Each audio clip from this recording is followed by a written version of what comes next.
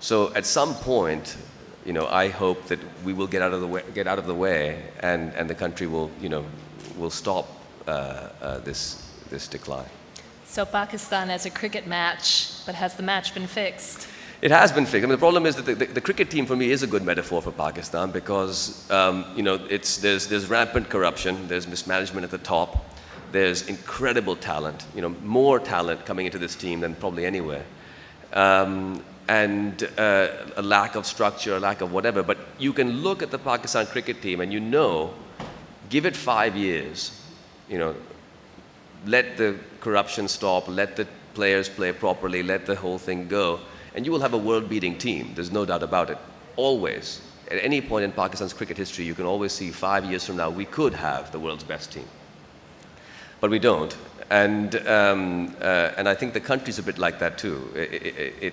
I'm not resolutely pessimistic about Pakistan, even though I'm sometimes very frightened because of that. But and the cricket team is the same thing. I'm a die-hard Pakistani cricket fan. I wore a green wig to the World Cup match at Lord's, the T20 final, where we won the T20 final. And it was such a pleasure. I was sitting in the audience at Lord's cricket ground. It's full of Pakistani fans. A few Sri Lankans were there too. The guys in front of me were wearing orange jumpsuits that said Guantanamo Bay Day Release, but they were die-hard, Pakistani cricket nuts. And you saw Mohammad Amir come in, and there was this whole duel in the first over between the Sri Lankan opener and our young fast bowler, and it was something really beautiful to watch. And there is something just spectacular and beautiful about Pakistani cricket, and I think it is to do with the national character of this place. So it's a shambles, yes. And it is a deeply unfair, inegalitarian, mismanaged, humanity-denying establishment and setup in both disciplines. But despite that, there's so much to love. So that's, I guess, how I feel about it. Do you think Pakistani literature and Pakistani writing is something to love? Well, I think there's some really good writing coming out of Pakistan right now. I mean, I'm not talking about myself. I'm talking about there's so many really talented people. I'm not going to start naming names because I'm friends with so many writers. I don't know if I'll leave somebody out. But one example, if you look at Muhammad Hanif's Case of Exploding Mangoes. I mean, it's a brilliant book. It's formally very inventive. It's funny as hell, and it is so courageous in dealing with the themes of Zia in 1980s, etc. I mean it's an important work of literature, and Danyal's collections of short stories, and I could go on and on and on. These are really talented writers dealing with very serious issues with a mastery of formal elements and technical skill, producing good stuff, and that's just in English language fiction. If you look at nonfiction, we have very, very brave nonfiction writers and journalists, and we have very, very brave newspaper columnists, op-ed writers. Writing is alive and well. Particularly English language writing, which is what I tend to read and what I do myself. But I think expression in Pakistan is alive and well. And that's not a nationalistic, jingoistic thing, because I think nationalistic jingoism is kind of the enemy of sanity, really. But it is wonderful to see that this is coming out of Pakistan right now. I'm going to be naughty and ask you a question that I asked in general in a newspaper article. Do you think Pakistani writing is a boys' club? No, I mean, I don't think it's a boys' club.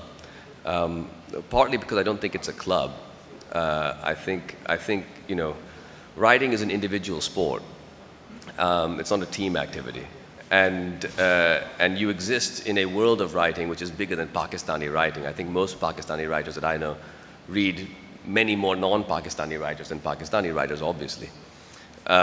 So it doesn't feel to me like a club in that sense. But underneath your question is the idea, women writers get the opportunity and the attention that they should. And my short answer is, I don't know. It stands to reason that they don't, because generally speaking in the literary world, women don't get as much attention as male writers. I was at this literary festival recently with Candace Bushnell, the writer of Sex and the City. And it was kind of funny, and Jay McInerney was there. He wrote Bright Lights, Big City. Now, Bright Lights, Big City is a work of literature, etc. And Sex and the City is chick lit. But why? And if you look at Candace Bushnell's later work, to be honest, I haven't read her later work. But I was speaking to a friend of mine, Faiza Khan, who's a big fan of Candace Bushnell's writing. And she was saying, look, it's just a stereotype. I mean, a guy writes a novel about another guy who does drugs and whatever, and it's literature. And a woman writes a novel about a woman who does that, and it's chick lit. And I think there is something about that. There is an unfair frivolousness attached to women's writing, which is a bias that continues. So that obviously affects Pakistani writing. But is it more so than other countries? I don't know. Yeah, it's a difficult one to answer. But despite that, Pakistani women are writing some very impressive fiction. I think that's what really matters. You participated in the recent Granta edition on Pakistan, Granta 112, and it has consistently been #1 on the Indian bestseller list since it came out in fall. Why are Indians so interested in our writing? Well, I mean, different reasons. Partly because it's good. The obvious and I think there's interest in Pakistan right now. Obviously, all over the world, we are the villain of the horror film. We're the Freddy Krueger, the Jason, the character that keeps coming up and slashing you. The way that Pakistan is portrayed is Pakistan is an enormous element of fear in the entertainment business of which the news industry is part. So, if you want to tell a story about some delicious food, let's go to Italy. About some crazy, terrorist or whatever, let's go to Pakistan. Which is not to say Pakistan doesn't have problems. It does have problems, obviously. We live here, we know it has problems. But it is that the stories about Pakistan that have global power in the entertainment business are these frightening stories. So the eye is on Pakistan, and of course that's partly why Pakistani books are doing well. But also this moment is producing interesting writing, and I think when I look across at Indian and Pakistani writing, and there are amazing writers in India, no doubt about it, in fiction and non-fiction, I don't think that Pakistani writing suffers in comparison.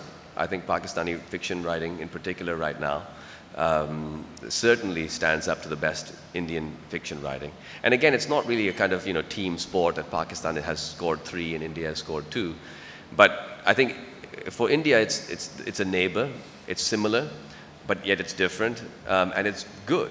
So I think that's partly why it's doing well. And as far as the Granta fiction or the Granta 112 issue is concerned, there's some really good stuff in that issue. I enjoyed reading it. So I think that's partly why it's being read in India. But the fear sort of runs both ways. And to give you an example of that, there were 3 Indian writers meant to come to the festival, and they were refused visas by the Pakistani High Commission. Do you have anything to say about that? I think it's a tragedy. I don't think we should have visas, honestly. I think India and Pakistan should not have visas between them. We should be able to visit each other's countries and just walk across the border and check it out. Obviously, that's not the case. Last year, I went to India for Aman Ki Asha, and I got my visa in 1 day. This time I went for the literature festival and I got my visa. Yeah, it took a month and I almost didn't get it in time. So something is going on in the Indo-Pak relationship, the visa issuing process, where it's difficult on both sides. And I think that's terrible. But why is it that artists are not getting visas and cricket players can? Well, I mean, I guess there's two different things. One is cricket is big business in India. It's a multi-billion-dollar business in India. So nobody gets in the way of cricket. But I think also because there is a desire of many people to have Pakistan and India not interact with each other. So people want to have us separated. Who are and stay these separate. people? When you say people, Well, I mean, I think that there's many people in both Pakistan. I don't have any names for you, but I think in our governments, in our security establishments, among our newspaper editorialists, many people would like to see the two countries stay as separate as possible, and that's going on. going back to writing about Pakistan, how do we write about Pakistan in a way that doesn't lock us into the box of terrorism and extremism? Well, I'm not that pushed about that question, to be honest with you. I mean, to me, as a writer, I write about what is of pressing concern to me. So it's not my job to be the sort of propaganda tour guide who says this, which is different from news. I think as a journalist or a news writer or something else.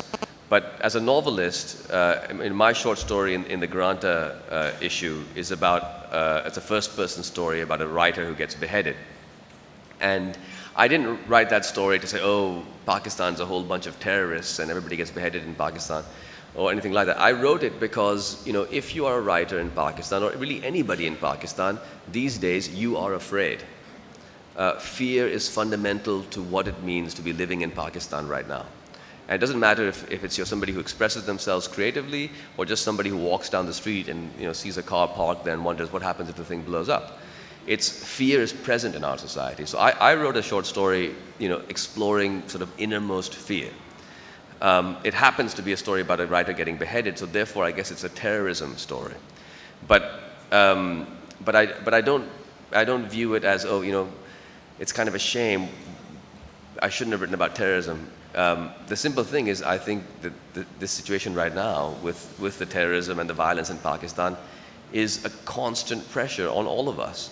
There is this weight, this fear about the future, this sense of dread. And it sometimes is minimal, but sometimes it's heavy. And so, that's what I explored in that piece. But do you feel a particular fear as a writer of writing what you want to write, of freedom of expression? Do you feel that? Yeah, I do feel that. I think, when I see somebody like Veena Malik, who gets on TV, and I don't know how many of you saw the Mufti Saab interview, but she's my hero. I think I wish that we all had the courage, the guts, the intelligence, the eloquence, the sort of unquestioned adherence to your principle. I am a bombshell actress. That's what I do. That's what I stand for. Back off. And I think that, and by the way, there's some real problems with you, Mufti Saab. And I think, that was wonderful to see, and it was so uplifting, partly because it's so rare. Speech is being closed down in Pakistan all the time. I'm a novelist, I write what I want to write, more or less. And in our newspapers, you can write lots of things. But let's not kid ourselves. There's a degree of self-censorship that happens in this country at every moment, among almost every person. And sometimes we do it without even thinking about it. It's quite pernicious. So we'll wind up, and if you watch our TV programs, you see this. People will say things that don't make any sense. They're just, they contain so many logical inconsistencies, and people tie themselves up into knots, the foreign hand and this plot and that and whatever.